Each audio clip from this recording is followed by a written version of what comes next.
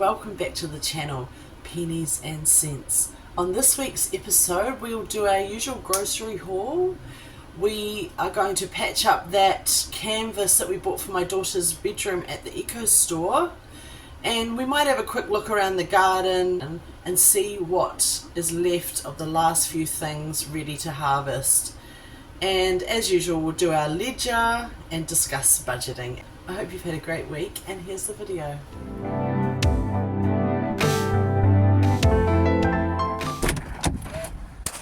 Okay, I've just done another shop at Pack and Save, and this is what we got. And the shop came to $57.82.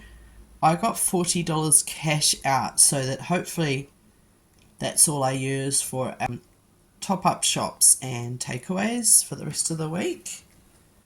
I also got a coffee at Pack and Save. It was only $2 for a flat white, and it's really good, so that might be a problem from now on. So let's go through what we got. I got this 12-pack of yogurts for $9.09. That is cheaper per kilo, so I haven't got the pouches this week. I got the cream cheese. This one was the cheapest per kilo.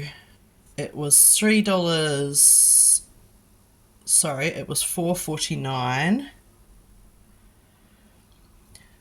But it was cheaper per kilo, so I got the double-sized one, and we'll just use it over a couple of weeks. It's not expiring until well over a month, so we'll easily eat that in time. The Pantene, we just needed a backup conditioner. It's probably not the best available, but it's fine for what it is. It was $4.99. These M&Ms were $2. It was just a treat. Sometimes you just need something chocolate, and yeah, we thought we'd try that. I got my chai turmeric, which was around $5. Our usual rice cakes, I got 3 of those. Should last us 3 weeks. And those are $1.49. I got an orange kumara to do maybe some roasties with that rolled roast chicken I still have in the freezer. And that was around $1. Let's have a look. Where is the kumara? It was $1.20. We got some bananas. Corns were 79 cents. This pasta was 99 cents for a pack. It is not in English, so that's already concerning. I think it's made in Turkey, but it is Durham wheat, so that's the same as what I normally get. And I was worried that it was actually a smaller pack, but I've got my usual pack here, and I actually think it's very similar. So this one's 500 grams. Yeah, so we'll see. If it tastes the same, I think it should. I got another lot of the discounted buns, the ciabatta buns, which last a bit longer, so I'm happy to get those.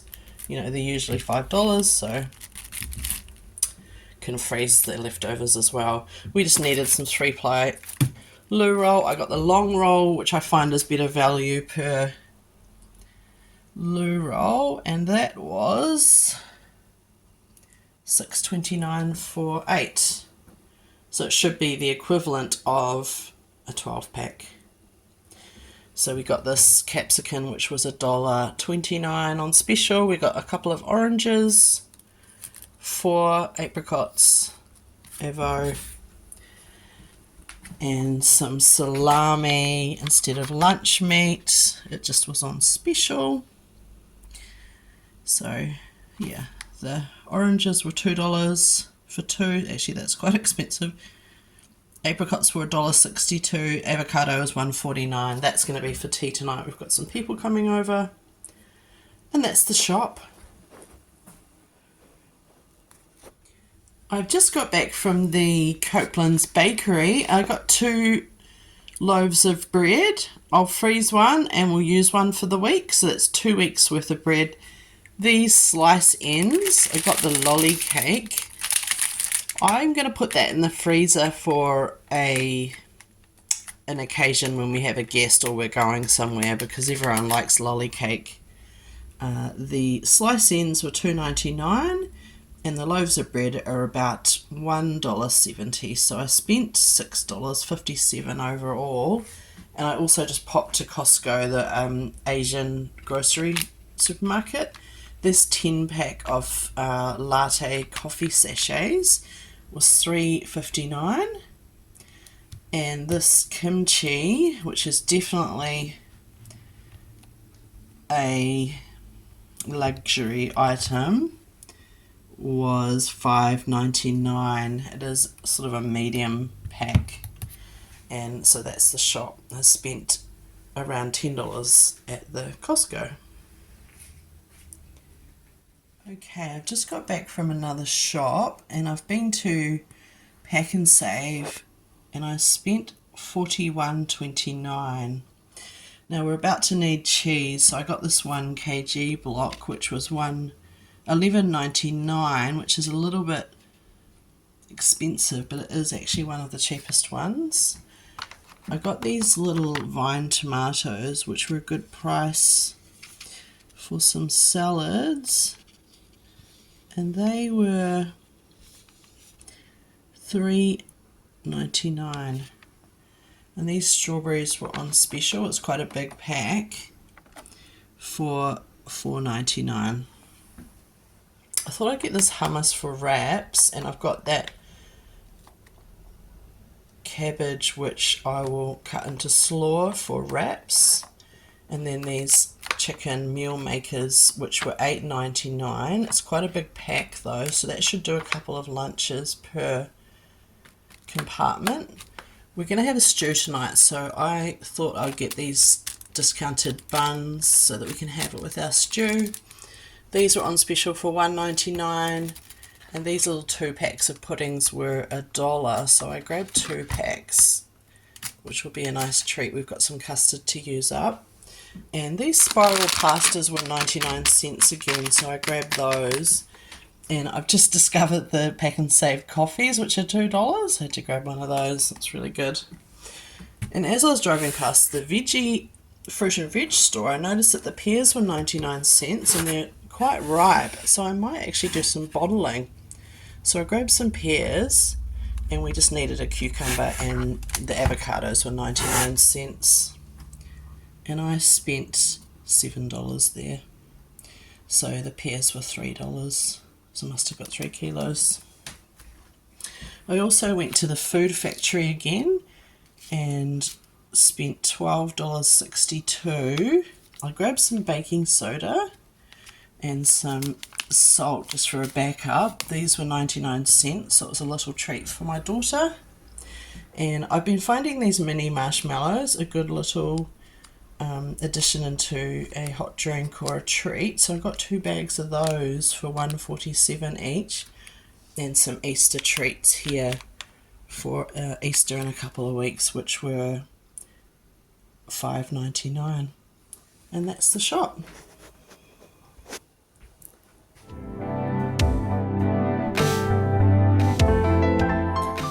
Okay, let's fill in the ledger for March 25th to the 31st. I have got a few shops to put in, so I think I'll add them to the takeaways area. I'll do the one shop at Pack and Save, which was $57.82.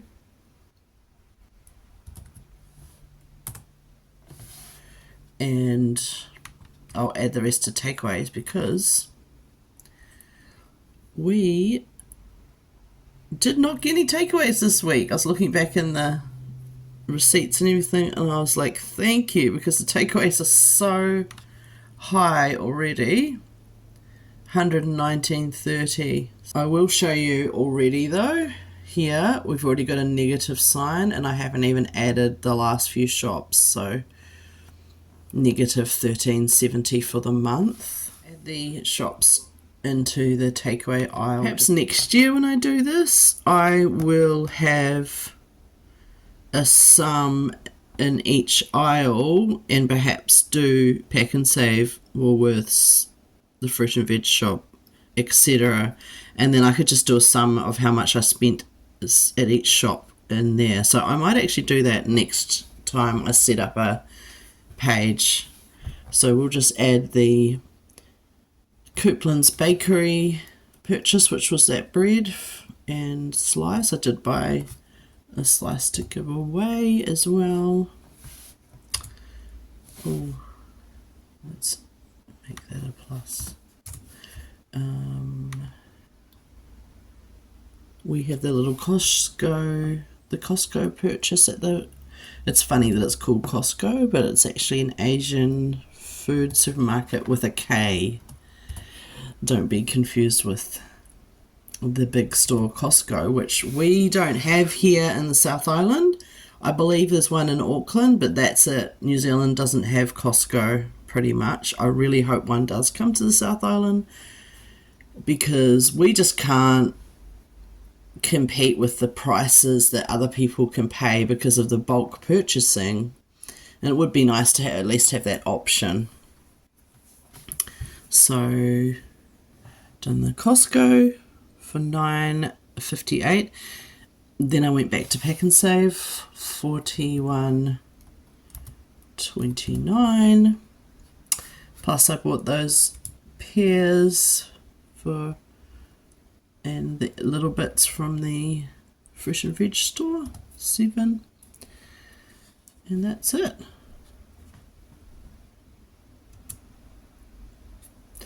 So the month of March, which is a little longer than February, so that's buttoned up that month.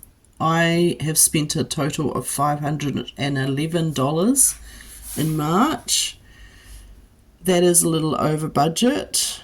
Remembering I'm wanting to spend $100 a week. March is 31 days, so it's a little more than 4 weeks. But that is still over budget, and this wasn't all takeaways, but I think it was 120 was takeaways. So I think this is my problem area here. Oh, I will just correct last week's mistake though, because I didn't take off the $10 survey voucher, so I'll just do that. Okay, it's corrected it slightly, still over budget, so we are negative $68.14 for the month. It was $500 for the month of spending.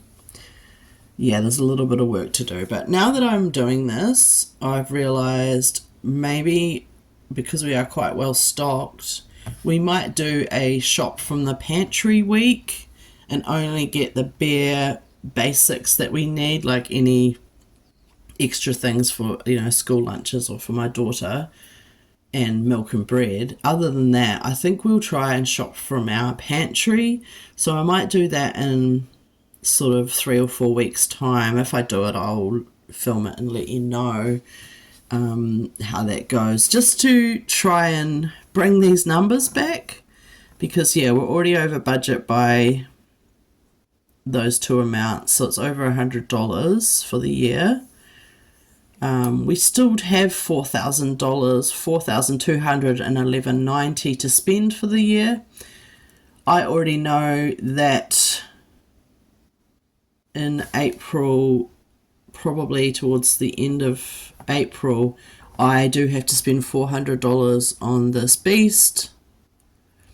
And I was actually thinking about that because I need cooking oil soon, and olive oil, which I like to buy, is so expensive. The last time I bought it, it was $17 for a litre. I believe it's $19 now. So I might get a small olive oil, and when we get the choices to choose what we're having from the beast, normally I wouldn't ask for bones or the fat, but I think I'm going to ask for some of the bones to do bone broth and stock, because why not? And I might get the fat and do some tallow. I've never done it before, so just for cooking, and maybe even, depends on how much there is, maybe some soap. if I do that, I'll bring you along on my journey. It's just going to be another little way to get more money or sort of more savings out of that beast. But that's the ledger for the end of March. So hopefully next month, well, we already know we're going to be over budget on April because of that beast, but hopefully by May I might be able to cut back a little and claw back some of these negative numbers. So yeah, I might actually change the negative ones to red. Oh yeah, that's good. That helps me. Look at it. Okay, we'll save that. So this is the garden. It is the end of the season because it's mid-autumn now, but we do have celery growing everywhere because it's self-seeded. We still have the last of these cherry tomatoes ripening. We've got some berries here, got zucchinis. We've basically been having kind of endless zucchinis. Got some onions and leeks there. Broccoli's went to seed, but got some smaller ones in that are gonna hopefully grow. Last of the basil, last of the raspberries, before I go and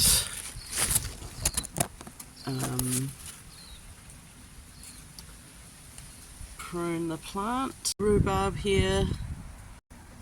We've been having basically endless silver beet, strawberries, spinach that's gone fully to seed. This is the last of the cauliflower. I've been getting tiny little heads here. Some more celery. Here's some walnuts I harvested. They're just starting to fall, so I got a small pile from my parents' house.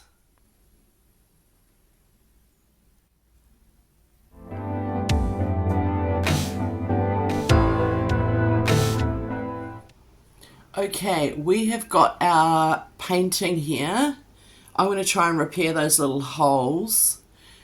It is, it's just a second-hand shop $7 canvas, so it is, just a plasticized, cheaply made, like it's not, your linen and gesso beautiful canvases. So I'm just going to do a flour and water slurry to glue some pieces of canvas into where those holes are. Down here, here, and here, just to tidy it up. I'll show you what I do to repair those. I've just made a glue out of flour and water here. Okay, the first thing I'm going to do is try and get a little bit of excess canvas from the back of this canvas. So I'll just get my craft knife and poach a couple of little bits from the back. Where this excess is, I'll just take a few pieces here. There's not a lot, but yeah, I'm looking at it now and it is just a plasticized cheap canvas, so I'm not too concerned about doing this acid free or anything. If this was an expensive canvas, like archival type level, then I would be getting acid free tapes and probably something like a rice paper tape or a linen paper tape that you can get from your art supply store, and I'd be repairing it that way. But I'm not going to be spending a whole lot of money on a $7 canvas for my daughter's bedroom, which she may not like for long, or it may only last a couple of years. That's okay. We haven't spent a lot, so I'm just going to get some little patches like this.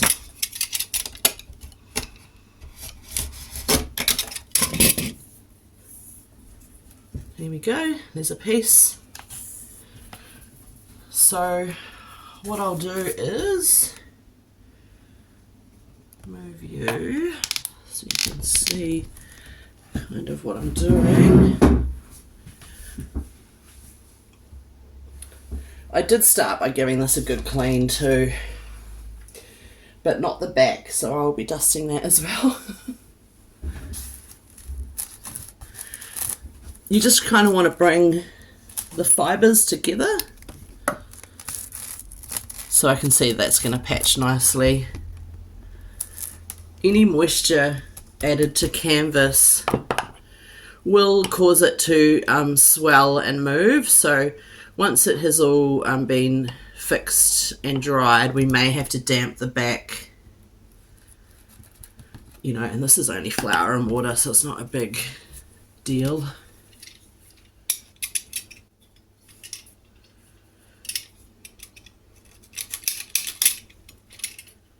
Some people would use something like a silk layer, because that will just add some more support. I'm not going to do that.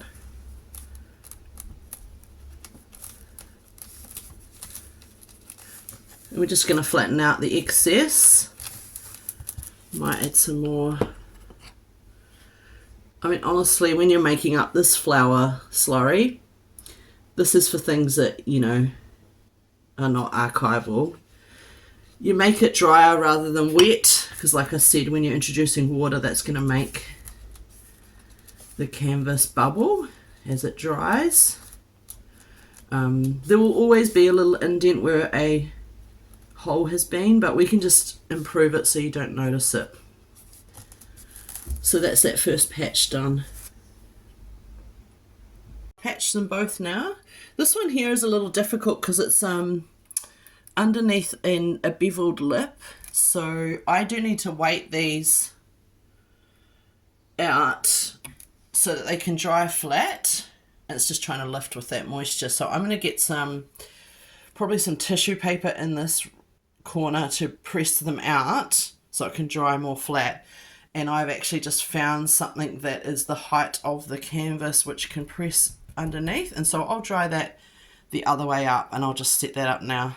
I just grabbed some baking paper, some parchment type baking non-stick paper, and I've just sat them on both of them because when I put something on these to dry, it will stick to it. So I've just done that as a barrier, and now I'm just gonna pop some tissue into this one to press it out. Pop that back into place, and then let it dry sort of with a little bit of pressure.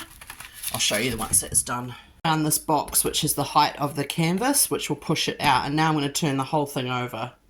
Okay, so I've turned those over and they're going to dry.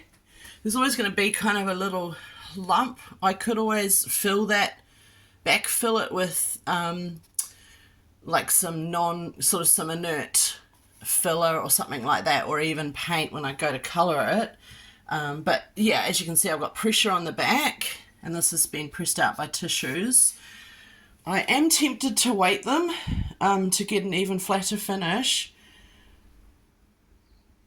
I might do that, but you know, if you were doing it at home, and maybe if it was in the very middle, I would say to weight it, but I'm actually quite happy with how they're looking, so I might just leave those. But at the moment they've been filled. I'll let them dry and we'll come back to it. So don't do what I did. I made way too much.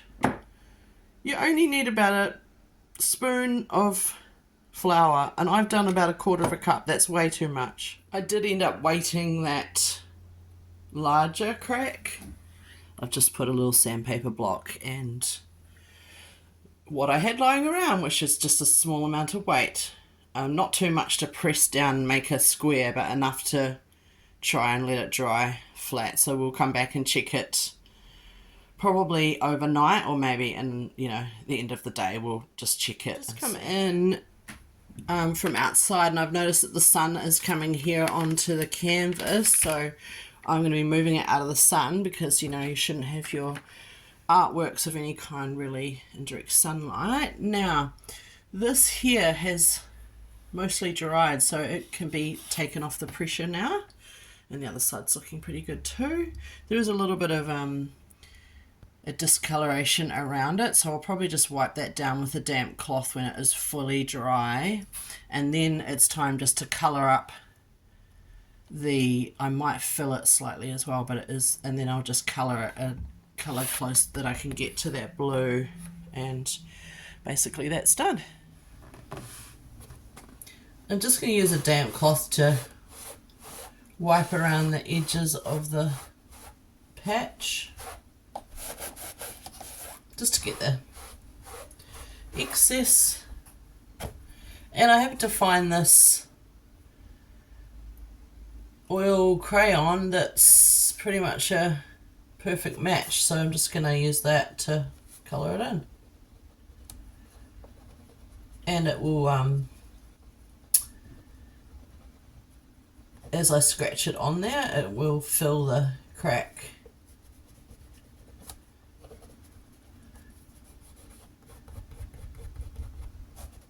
I'll just feather it out a little bit with my finger, and you can kind of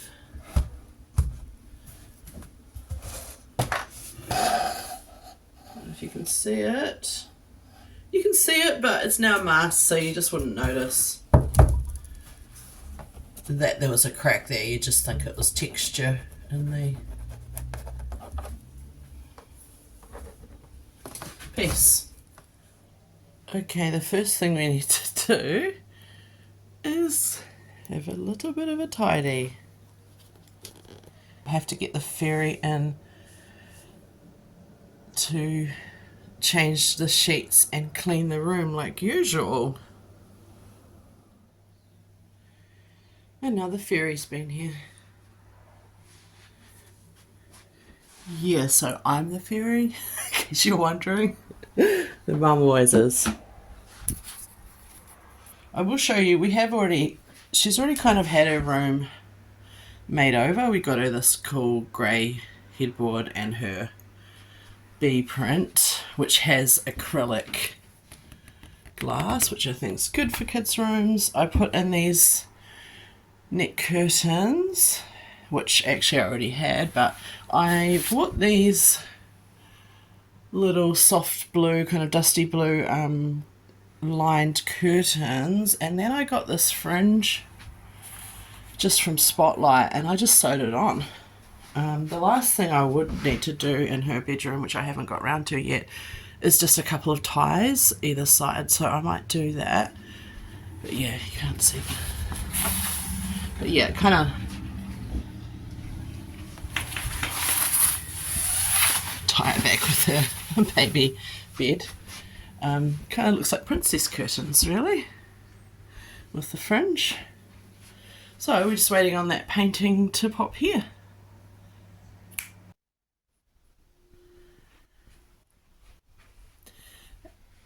I did decide to put the painting on the back wall, and now we still have this wall maybe to put something or leave clear. If there's something she really loves, we could probably put something in for her. I'm thinking something soft or subtle, because she's got a couple of kind of detailed prints now. And that's the room.